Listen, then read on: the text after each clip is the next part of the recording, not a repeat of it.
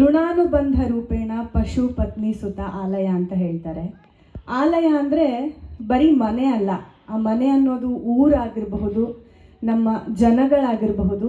So ಅದನ್ನು ನಾನು ಇದಕ್ಕೆ ರಿಲೇಟ್ ಮಾಡ್ತೀನಿ, ಯಾಕಂದರೆ ಇದು ನನ್ನ ಸುಕೃತ ಅನಿಸುತ್ತೆ. ನಾಗನಹಳ್ಳಿಯ ಸೊಸೆಯಾಗಿ ಬಂದಿರೋದು, ನಿಮ್ಮಂಥ ಎಷ್ಟು ಪ್ರೀತಿ ಕೊಡುವಂತಹ ಜನರ ಮನೆಗಳ ಮಧ್ಯದಲ್ಲಿ ನಾನು ಮನೆ ಸಿಕ್ಕಿದೆ ಅಂತ ಹೇಳಬೇಕು.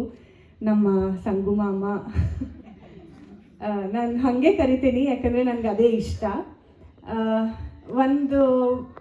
ಒಂದು ಮನೆ ಅಥವಾ ಒಂದು ಮನೆಯಲ್ಲಿ ಬರುವಂಥ ಒಂದು ಸೊಸೆನ ವೆಲ್ಕಮ್ ಮಾಡಿ, definitely it will be a very good welcome to ಎಲ್ಲ ಸೊಸೆಯಂದ್ರಿಗೂ. ಆದರೆ ನನಗೆ ಸಿಕ್ಕಿರೋ ವೆಲ್ಕಮ್ ತುಂಬ ದೊಡ್ಡದು ಆ್ಯಂಡ್ ತುಂಬ ವಿತ್ ಲಾಟ್ ಆಫ್ ಲವ್ ಅಂತ ಹೇಳ್ಬೋದು.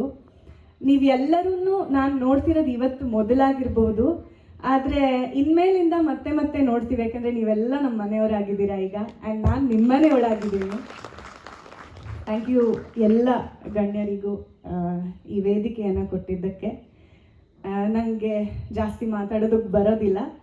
ಈ ಕ್ಲಬ್ಬಲ್ಲಿ ನನ್ನ ಆಸೆಗಳೇನೆಂದರೆ, ಪ್ಲೀಸ್ ಇದು ಪೆಟ್ ಫ್ರೆಂಡ್ಲಿ ಮಾಡಿ. ನಿಮ್ಮ ಮನೆಯಲ್ಲಿರೋ ನಾಯಿಗಳನ್ನು ಕರ್ಕೊಂಡು ಬಂದು ಮಜಾ ಮಾಡುವಂತಹ ಒಂದು ಕ್ಲಬ್ ಆಗಲಿ.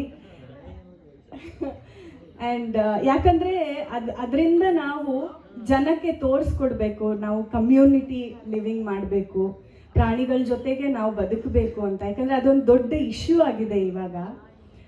ಬೀದಿ ನಾಯಿಗಳನ್ನೆಲ್ಲ ತೆಗೆದು ಅಬ್ಯಾಂಡನ್ ಮಾಡಿ ಸಾಯಿಸ್ಬಿಡ್ಬೇಕು ಅಂತ ಹೇಳಿ. ಈ ಚಿಕ್ಕ ಚಿಕ್ಕ ನಮ್ಮ ಪ್ರಯತ್ನಗಳಿಂದ ಅದು ಕಡಿಮೆ ಆಗತ್ತೆ.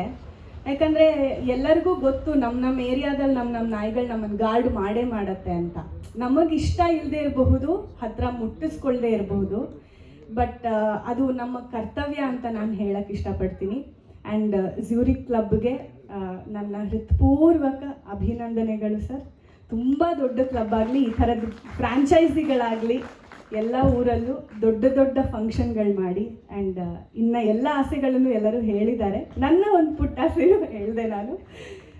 ಥ್ಯಾಂಕ್ ಯು ಸೋ ಮಚ್ ಎಲ್ಲರಿಗೂ.